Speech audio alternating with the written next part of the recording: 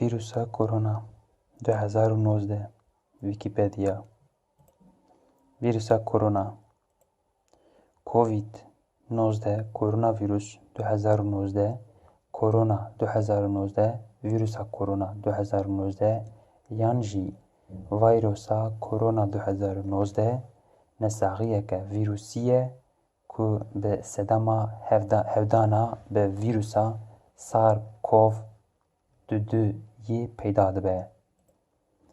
او نساغی سدما پیدابونا بجیککی ده سال 2019 ده یکو جه ولاتی چینی دست پی بویه و حتی نها جزیده تری 30 ولاتین جهانی بلاو بویه.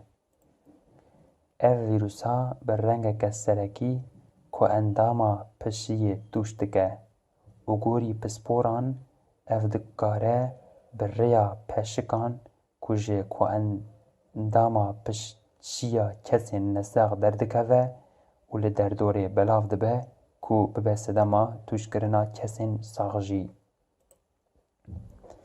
پیدابونا نشان نساغیه پشتی ورگرتنا ویروسی ده ناوا 2 روژان حتی 14 روژان ده دیار دبه. هنجاران جی تو دیار نابه. او نساغیه جارا پیشین لچینه لباجاری وحانه ها دیتن. لی حتی نها جی درا ویروسی جه گمانیه. هندک جه سالخین دست پیکی آماجه ددا کو ویروس جه چکولان درباسی مروان بویه. لی سالخین پاشتر بحثا جوره که موری خواران دکر. جدارا پیشین هرچه به نها ایدی ویروس شیاناوی هیا که جه مرووکی درباسی یه ددبه و ترساوی هیا که جه بجیکه که خواجهی ببه پان بجیکه که جهانی. گلک ولاتان جه ترسا وگوستنا وی ویروسی فرینا بالافرین ریوینگان جه چینه و برب چینه راوستاندنه. سداما نساغیه او نساغیا کووید-19 جه اگری ویروسا SARS-CoV-2 پیدا دبه که او یک جه ویروسین نیزیکی ویروسا نساغیا سارسیه. او سر به دستکی ویروسانن که جه ردبیجن کرونا ویروس.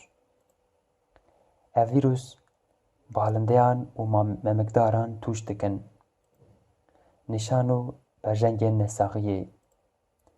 او نساغی بر رنگ کسرکی نساغیه که انداما پشیه و لدست پیکی دکاره خواهوکی نساغیه پرسیوی نشان بده.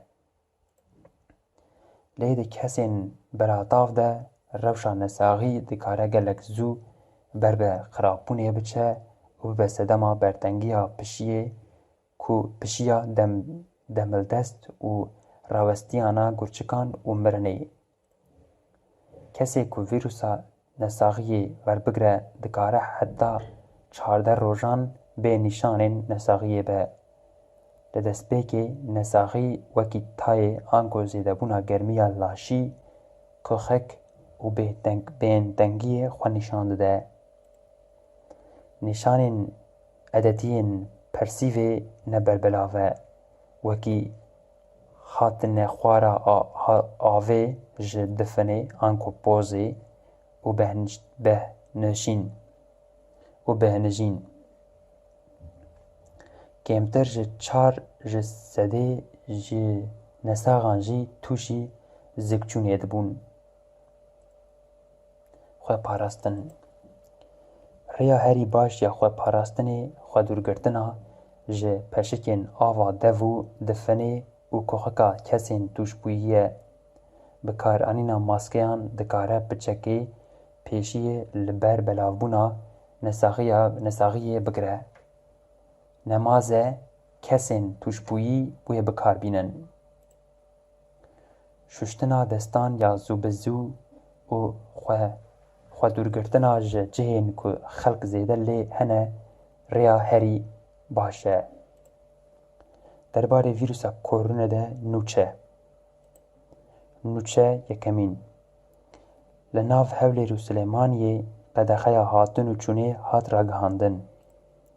Hewlêr, Rûdaw: Bi biryara Wezareta Navxweya Herêma Kurdistanê, hatin û çûna li nav bajarên Hewlêr û Silêmaniyê bo dema 48 demjimêran hat qedexekirin.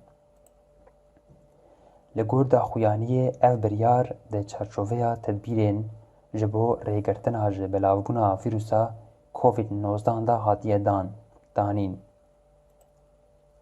Nûçe duyemîn: Îran tenê di rojekê de 85 kesên din bi sedema koronayê mirin. Li Îranê 85 kesên din bi sedema vîrusa koronayê canê xwe ji dest dan û hejmara kesên ku heta niha li wî welatî bi vê vîrusê canê xwe ji dest dane gihîşte 514 kesan. Wezareta Tendurustiya Îranê îro 13 adarê amarên nû yên kesên tuşbû û qurbaniyên vîrusa koronayê belav kir.